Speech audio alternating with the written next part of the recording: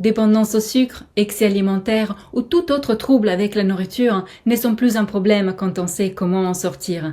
Et voici des pistes utiles à explorer. Bonjour, je suis Marthe Rico et dans cette vidéo, je ne vous promets rien, mais je vous invite à me suivre dans un raisonnement et à vous l'approprier, le faire vôtre, à essayer et expérimenter dans votre vie ce que cela peut vous donner, car dans ma vie, ce que je vais vous dire là m'a vraiment, je dis vraiment, sauvé la vie. Les troubles alimentaires, qu'il s'agisse d'une dépendance au sucre, au chocolat ou aux saucissons secs, qu'il s'agisse de compulsions alimentaires ou l'envie de faire des excès, de se gaver avec de la nourriture en tout genre, ont toujours une raison d'être. Nous les voyons comme des défauts, des points faibles, mais en réalité, ils peuvent devenir un atout, un levier, la plus belle des bénédictions pour entreprendre un changement. Parfois, il faut se trouver dans l'urgence ou dans le désespoir, mesurer la gravité d'une situation pour trouver au fond de nous la motivation, l'énergie et les ressources pour changer. Il ne s'agit pas de changer juste pour changer, pour ne pas faire comme avant. Il est nécessaire d'opérer un changement vers quelque chose qui nous apporte une réelle amélioration. Se sentir faible, craquer devant un paquet de biscuits ou une pâtisserie ne doit pas nous faire sentir coupables ni mauvais. Alors, comment s'y prendre? Pour qu'un changement nous soit réellement utile, tout d'abord, il est nécessaire de commencer par accueillir. Attention, je dis bien accueillir, donc accepter cette faiblesse, faire la paix intérieurement et se dire « Ok, ça c'est mon point de départ, c'est aujourd'hui, je suis comme ça ». Que ce point de départ nous plaise ou pas, il est réel, c'est la réalité d'aujourd'hui. C'est comme nous sommes là, à l'instant présent, sans aucun jugement, c'est comme ça. Lorsque nous regardons en face cette faiblesse dans notre propre vie, sans l'ignorer, sans la cacher et surtout sans nous mentir à nous-mêmes, car c'est bel et bien un point faible. Nous voudrions que notre situation soit différente, nous avons une autre idée à atteindre, un autre point de vue. Nous voudrions faire l'expérience d'autre chose que ce point de départ qui nous embête aujourd'hui. Mais regardons cette situation présente, osons la regarder tout droit, car elle existe, sans honte ni jugement, elle est là. Juste là. C'est à cet instant même que notre force intérieure apparaît, que notre capacité à surmonter cette difficulté fait surface. Le plus dur est là, c'est de regarder notre faiblesse sans la cacher derrière un mur, ni la fermer derrière une porte, faire semblant que ce n'est rien, car si l'on fait semblant que c'est rien, alors le problème ne fera que grandir, jusqu'à exploser sous forme d'une maladie grave ou pire encore. Ce qui permet le changement, ce n'est pas de nier notre faiblesse, ni de nous imposer de manière parfois violente des choses du type « Ah, à partir d'aujourd'hui, je ne mangerai plus de sucre. À partir du 1er septembre, j'arrête le chocolat. » Ou encore « Après les fêtes de fin d'année, je ne ferai plus d'excès avec la nourriture. » Ça vous parle?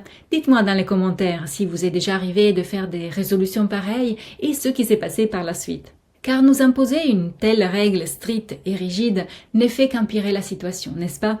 Le changement est possible seulement si l'on commence par regarder cette situation de départ qui nous fait souffrir, sans se révolter contre, sans combattre ni lutter, et accepter que cette situation est notre vie actuelle. Inutile de s'inventer une vie imaginaire ni de se mentir. Il y a un problème, il est réel, il est là, dans notre vie actuelle. Au lieu d'être déçus de nous-mêmes, d'être tombés dans le piège d'une dépendance ou des excès alimentaires, au lieu de fuir le problème, nous pouvons voir dans cette difficulté l'opportunité de comprendre de manière très profonde notre relation à la nourriture et par là notre relation à la vie. C'est une opportunité merveilleuse que notre vie nous offre, d'explorer un chemin que tant de personnes ignorent, car tout le monde n'a pas cette opportunité d'aller explorer au fond de soi-même et de bâtir une nouvelle relation à soi et à ce qui nous nourrit.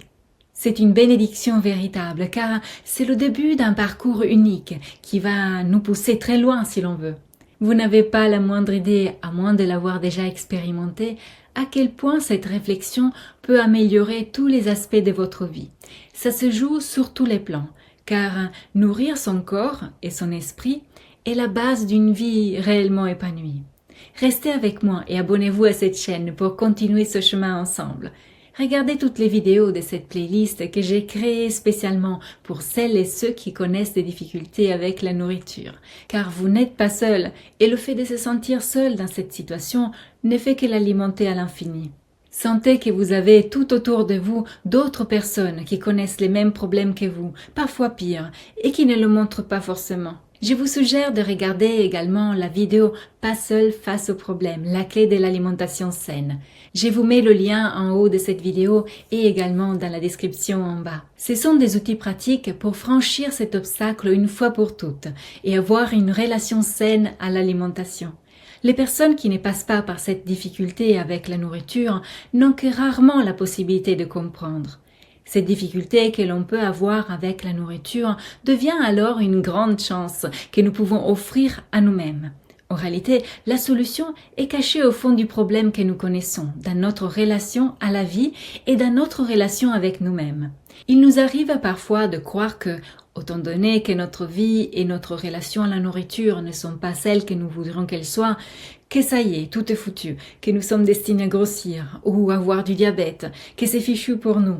Mais en réalité, à partir du moment où nous arrivons à accepter, à ne plus lutter contre cette situation, c'est là que la vie même, avec son lot d'imprévus, arrive à nous surprendre avec des nouvelles solutions, des possibilités totalement inattendues, ou bien un regard nouveau sur notre passé qui nous rend capables d'apprécier notre existence. À partir du moment où nous arrivons à éprouver de la satisfaction pour qui nous sommes et pour ce que nous faisons, alors, automatiquement, la recherche de la nourriture comme réconfort pour remplir notre vie, pour remplir ce vide que nous ressentons par moments, alors cette impulsion irrésistible vers la nourriture s'arrête, car nous sommes comblés par le sens que prend alors notre vie.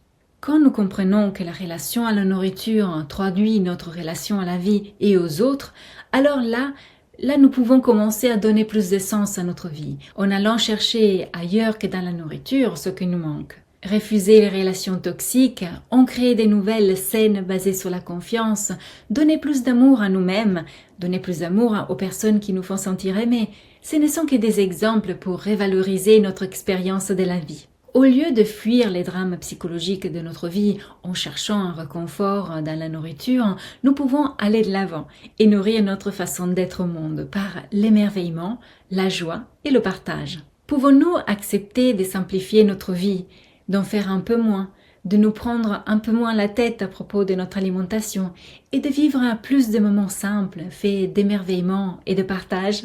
Un coucher de soleil, faire voler un cerf-volant, une promenade dans la nature.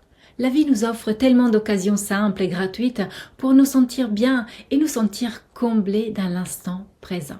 Arrêtez de courir pour faire et pour avoir et être là, dans le calme et parfois en silence.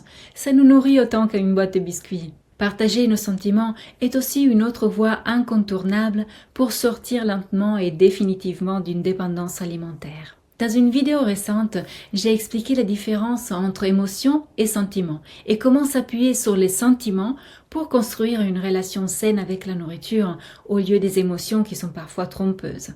Vous pouvez la regarder, je vous mets aussi le lien en dessous de cette vidéo. Et je disais aussi que la solitude est notre pire ennemi face aux troubles alimentaires. La présence des personnes avec lesquelles nous partageons nos valeurs devrait être un objectif à avoir toujours en tête. Rester ensemble, ne pas être seul est aussi une façon pour apprendre à prendre soin de soi et à s'épanouir davantage. Abonnez-vous à la chaîne pour continuer ensemble ce parcours dans l'alimentation saine et équilibrée, pour faire face aux difficultés sans rester seul et avoir toujours à l'esprit qu'il est toujours le bon moment pour prendre soin de soi et de son assiette.